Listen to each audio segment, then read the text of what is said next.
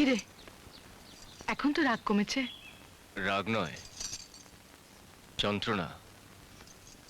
এত সহজে কমে না। আমি তোকে কি করে বোঝাবো যে। ঠিক আছে বাবা, আর তোর কোনো কাজে আমি বাধা দেবো না। তবে আমার একটা অনুরোধ, মাথা গরম করিস না।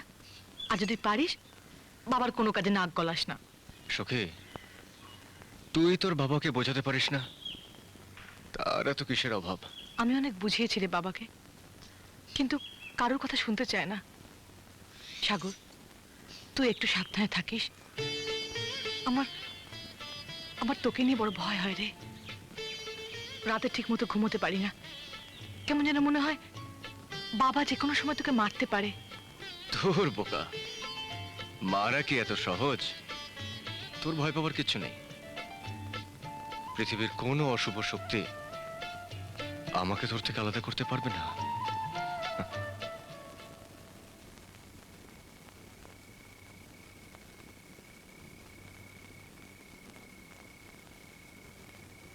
মা, মা, হ্যাঁ হ্যাঁ, তুমি ঘুমোনি? না, ঘুম আসছে না। বসে বসে কি ভাবছো? তোর বাবার কথা। বাবার কথা? তোর বাবা পাশের গাঁয়ের রঞ্জন ঘোষের কাছ থেকে অনেক টাকা ঋণ করেছিল।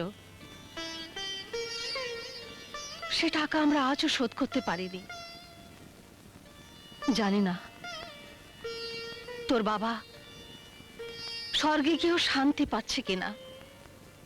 মা, আমি তো তোমাকে কতবার বলেছি যে এই বাড়িটাকে বিক্রি করে বাবা সব ঋণ শোধ করে দিয়ে আমরা শহরে চলে যাব। শহরে গিয়ে যা হোক কিছু করে আমরা চলে যাবে। তুমি তো আমার কথাই কানে তোলো না। কেন শুনি না জানিস? তোর বাবার মৃত্যু শয্যায় আমি তাকে কথা দিয়েছিলাম। অনুরাধা, আমার এই ভিটে বাড়িটা আমি তোমার হাতে দিয়ে গেলাম। তুমি একে রক্ষা করো। বাবা বাবা মৃত্যুর সময় বলেছিলেন এই ভিটে বাড়িটা কোনোদিন যেন নষ্ট নষ্ট না করি। ভিটে বাড়িটা সাগরের অত মুখ দিয়ে আগলে রেখো।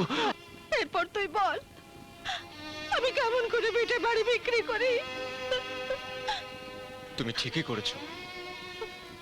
তুমি আর কেঁদো না, আর কেঁদো না মা। আমি